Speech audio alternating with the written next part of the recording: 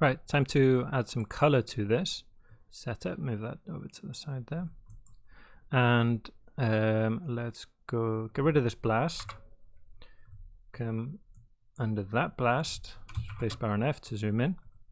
And we need a attribute noise.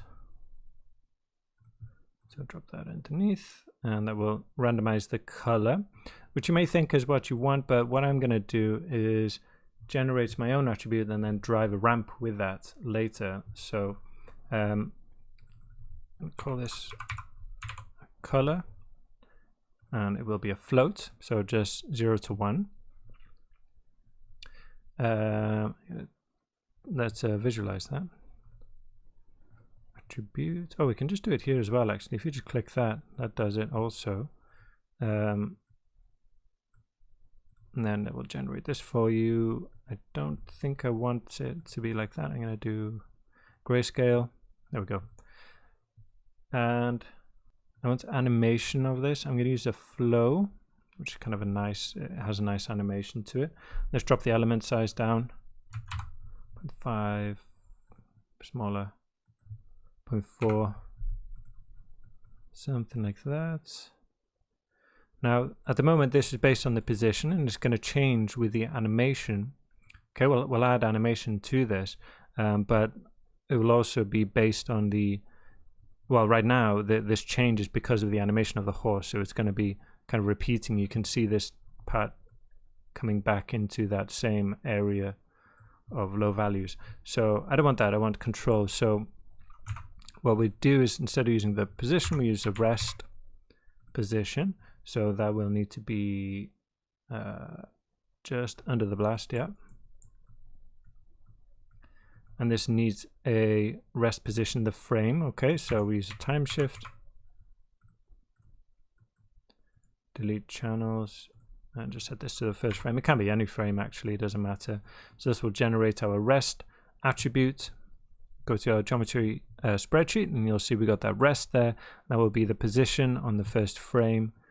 You can see they match up there now, but then these ones animate and these ones do not. Okay, so go back, and then we'll use rest instead of the position, and now you can see that doesn't change, but it will change. I'll go back on that and add some animation to that. I'll just leave it on 1. So that's fine, and I want to get rid of any roughness as well. There we go. Okay, so there we'll have a nice kind of blobby features.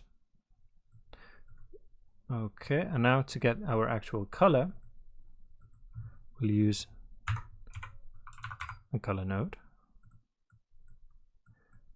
And I'm going to do a ramp from attributes, and our attribute, surprise, will be color.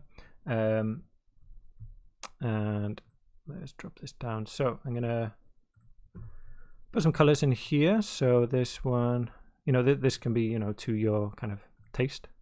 Something like that. Let's push this to 1.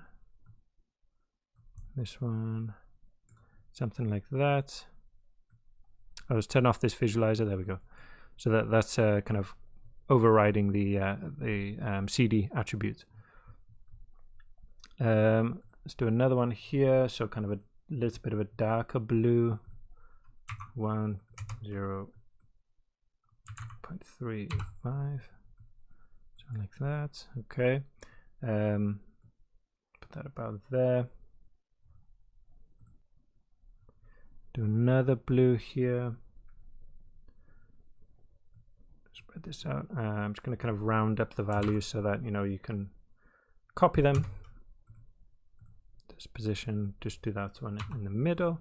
This one, 0.25. Okay, and then we'll have kind of a pink,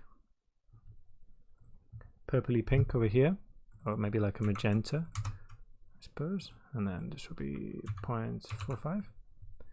Great, and then last one, I don't want this to be fading into white again, so I'll just grab like a similar magenta from here. Got 2 overlapping there, just get rid of that one. Something like that, that looks cool. Don't see those colors now, but you know, once we go through, you see that kind of purple coming in. We've got the different blues So that's good, yeah. Fantastic, okay. And that should be picked up by our points. Hard to see if we go into background, turn that to dark, get rid of that grid, and now we can see our colors. We can also make our points bigger. Go to geometry, maybe set this to 5. So it's a bit easier to see. Also the lighting can affect it if you've got lights on there. So there we get some nice kind of stronger colors. But it's not too fast, you know, maybe some flip books of this would be worth it. But I'm not gonna bother. If it was changing super fast, it would look weird. Remember, our horse is running slowly, so we don't want the noise, the animation of that noise, to be too fast. It would look strange. And that again will be picked up, should be picked up by the trail. Yeah, the attributes, I think it just does it automatically, and then in turn that will be picked up by our pop. However, we do want to delete the pop color here because that will override the colors coming in.